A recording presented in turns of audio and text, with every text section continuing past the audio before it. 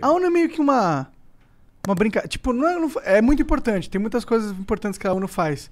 Mas não é meio que um sonho que nunca vai ser verdade? Olha, é muito fácil bater na ONU. E realmente acontecem coisas muito ruins no contexto ONU. Aqui mais próximo, né? Muito fácil bater na ONU. Não, digo... Porque a ONU, ninguém da ONU vai rebater. Vai rebater, né? Porque, enfim, o secretário-geral, aliás, é uma pessoa muito legal, que se vocês puderem chamá-lo aqui, eu acho que seria muito legal, é um português. Pô, seria da hora mesmo. Ele precisa boa querer, ideia, cara. mas é uma boa ideia. Eu vou perguntar várias coisas polêmicas da ONU. Ótimo, não vai ser bom. Assim, eu diria o seguinte, acontecem coisas ruins, por exemplo, soldados da missão de paz da ONU no Haiti, levaram várias doenças para a população local, teve casos de assédio, de estupro, enfim.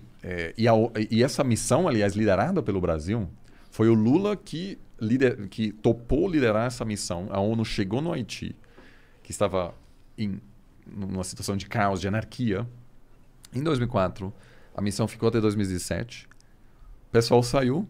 E hoje o Haiti é um caos igual. Ou seja, essa missão de 17 anos, com muita presença militar brasileira, né, muitos desses generais, aliás, que estão no governo agora, não conseguiu. Ou seja, eles cometem muitos erros e, em alguns casos, até a situação piora.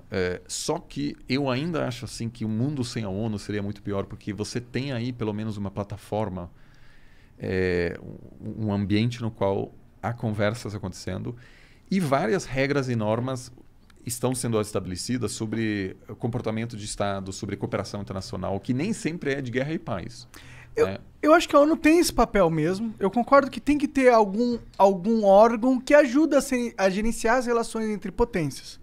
Só que o problema é que hoje a ONU, ou pelo menos é passado pra gente na escola, ou na mídia e tal, que a ONU é como se fosse, muito foda, tá ligado? Eles estão organizando o mundo, eles são os caras que gerenciam o mundo, eles são muito foda, eles estão com várias coisas ali.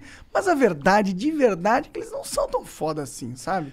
Eu acho que todo mundo que estuda RI, em algum momento sonha em trabalhar lá, e aí quando faz um estágio lá, se dá conta que é uma burocracia gigante e as coisas não funcionam do jeito que se pensa, né? Porque você tem gente do mundo inteiro, aí é um desafio enorme, né? De alinhar-se em relação a questões...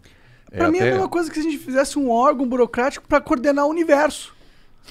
Vai ficar os caras passando várias leis pro universo e o universo vai só cagar pra eles infinitamente. Olha, mas assim, tem várias perspectivas teóricas, enfim. Tem muito estudioso que diz que a ONU realmente faz pouca diferença, porque se uma grande potência quer, ela vai violar todas as regras do jeito que os Estados Unidos fez na hora de invadir o Iraque.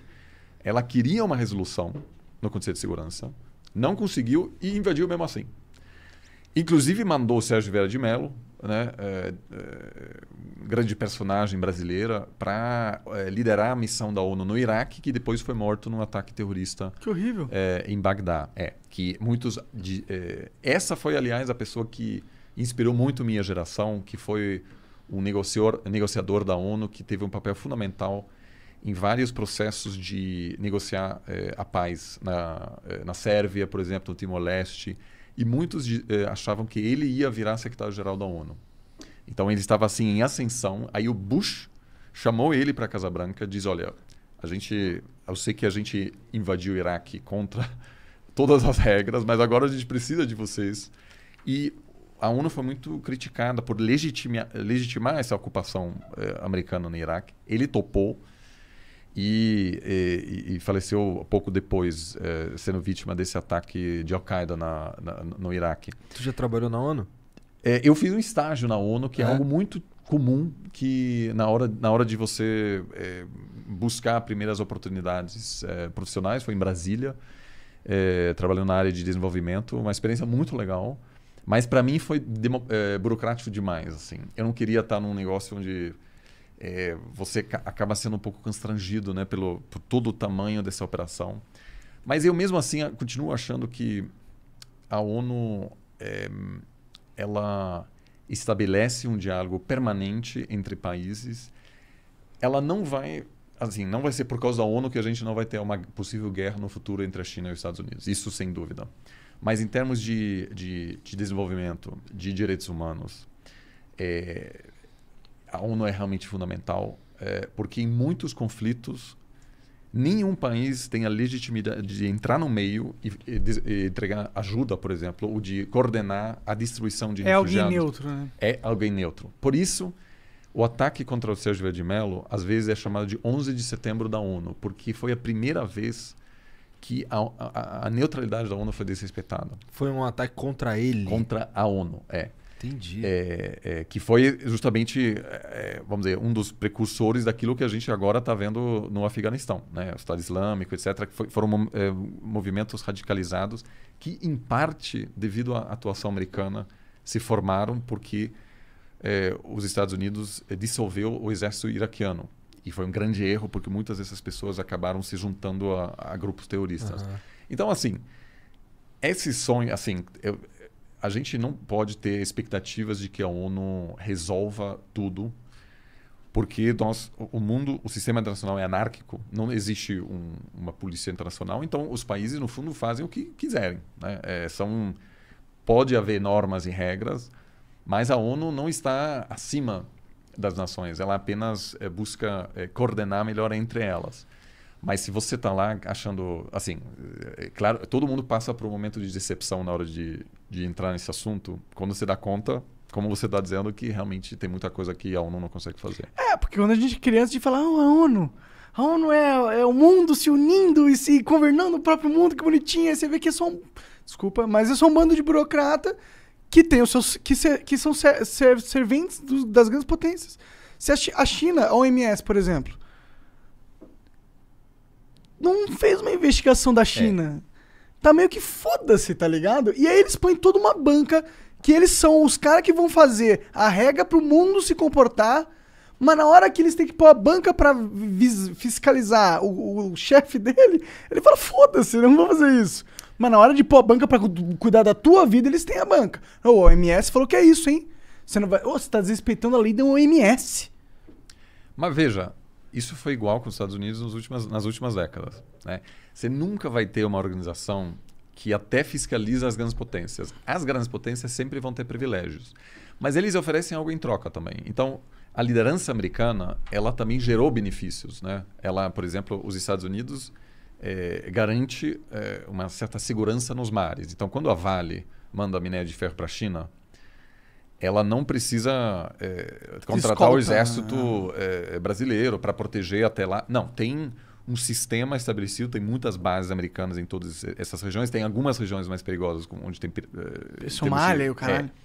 Mas fora disso, existem um monte de bens públicos globais, que a gente chama, né? Tipo, os Estados Unidos oferecendo proteção para países.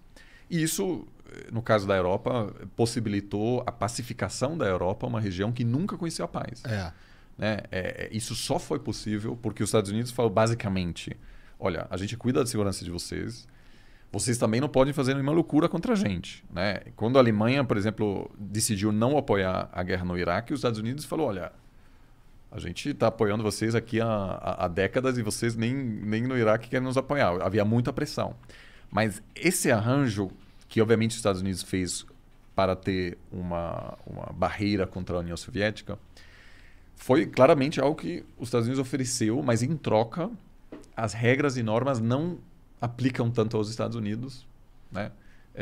Então, foi agora a primeira vez o Biden que disse, isso é revolucionário do ponto de vista americano, que a pessoa responsável para assuntos de racismo e direitos de minorias pode visitar os Estados Unidos para analisar a situação interna. Que é um sinal de que, olha, o que os Estados Unidos está querendo dizer? Olha só, a gente também está se submetendo às regras de todo mundo. Que pode ser só para inglês ver, né? Mas assim... Provavelmente inclusive. A ONU nunca vai conseguir realmente confrontar as potências que venceram a Segunda Guerra Mundial, que construíram a ONU. A verdade é que a ONU só teria esse papel de ONU, do jeito que a gente está pensando, se ela dominasse o mundo. Aí ela seria a ONU. Ser uma espécie de governo mundial, etc. O que, na minha opinião, seria horrível. O que você acha sobre isso? Você acha que seria a evolução que a gente caminha? Você sabe que tem... Isso é super interessante porque tem uma história de pensamento sobre essa questão. Já no século XIX havia várias pessoas pensando sobre isso, justamente para eliminar esse aspecto de anarquia que existe entre os países, né? Se tivesse um governo mundial e você tem, né, alguém que concentra o poder, você teria mais facilidade para gerenciar essas relações. Mas, por razões práticas, isso obviamente nunca chegou a ser posto em prática. E a ONU nem é um primeiro passo, porque ela, de maneira alguma, limita a soberania dos países. Por isso que esse papo antiglobalista do Ernesto Araújo, na verdade, não faz o menor sentido. Porque o que o Ernesto dizia é que a ONU está ameaçando a soberania brasileira. Mas, ao contrário, é verdade. A ONU reforça e protege a soberania dos países. Então, ela não se coloca acima dos países. Eu acho que não seria possível porque seria, primeiro, se o mundo fosse um país, seria mais desigual do que o país mais desigual que temos hoje. Seria uma merda, eu acho. Então, assim, em termos mas, assim, isso é um pensamento... vamos dizer, tem muitas contribuições nesse sentido na literatura das relações internacionais, e a governança global, muitas vezes, é pensada, por exemplo... que os países delegam certas regras e normas para órgãos internacionais. Então, por exemplo, a Lei Maria da Penha, por exemplo, é uma lei que que passou no Brasil para proteger as mulheres. Isso, contra a violência doméstica. Uhum. Surgiu porque a Corte Interamericana de Direitos Humanos julgou que o Brasil não estava seguindo as regras adequadas aos quais havia se comprometido. Então, o Brasil acabou implementando uma regra internamente devido a uma regra externa. Isso acontece bastante. Então, por isso que a China está querendo ocupar todas as agências da ONU, porque, obviamente, não são regras, vamos dizer, neutras, né? São pessoas que fazem essas regras, e essas pessoas vêm de países cujos interesses eles defendem, né? Obviamente, normalmente os funcionários da ONU devem ser neutros, mas na prática... Não existe isso. Você tem representantes de países que participam dessas negociações. Então, na área de 5G, quem define a grande maioria dessas regras é a China. Por quê? Porque daí as empresas chinesas terão uma vantagem enorme na hora de prospectar negócios. Exato. Então, eu não acho que a gente pode ter eu não sei se seria desejável, mas... porque a soberania também tem suas vantagens, porque existem diferenças em como cada país quer se organizar também. Mas diferentemente do que foi dito, né, pelo ex-chanceler, para muitos países pobres em desenvolvimento que foram ex-colônias, a ONU é fundamental para defender o seu direito de se proteger contra qualquer interferência, por exemplo, né? Então, sempre tem essa tensão. Por um lado, você quer promover direitos humanos, proteger direitos de minorias, etc., que às vezes requer você interferir nos assuntos dos outros, mas ao mesmo tempo tem essa proteção que países pobres a princípio têm para proteger sua soberania, né? O foda é que eu não vivo num país pobre, então eu não sei realmente, nunca vi o impacto da ONU. Eu sei que no Brasil é zero, né? Eu não vejo nenhum soldado da ONU ali. Mas tem agência. Olha, os soldados da ONU, que também, aliás, são os soldados de outros países, obviamente, né? São soldados multi-etnias e tal. Que, aliás, sempre é um super problema. Os Estados Unidos se recusa a fazer parte desses agrupamentos, porque geralmente são países pobres. Ah, entendi. Que recebem uma diária por soldado que é maior do que o salário. Então, muitos países acabam fazendo um negócio, basicamente, Bangladesh, Toma, meu Paquistão. cidadão aqui, me dá um pouco dessa sua grana aí. Então, eles não são muito bem armados. Os Estados Unidos não participa porque faz a parte. Porque tudo dele é pica dos Estados Unidos. Mas as missões de paz é apenas uma parte pequena da ONU. Então, aqui no Brasil tem a Unicef, que coordena junto, às vezes, com prefeituras, com com governos estaduais, programas de... prevenção de doenças, de educação infantil. Então, a ONU está mais presente do que parece. Mas, claro, que essas fotos que fazem manchete é sempre com capacete azul e... Então, a gente fica mais avaliando essa parte do que o que a ONU contribui em outras áreas. Sim.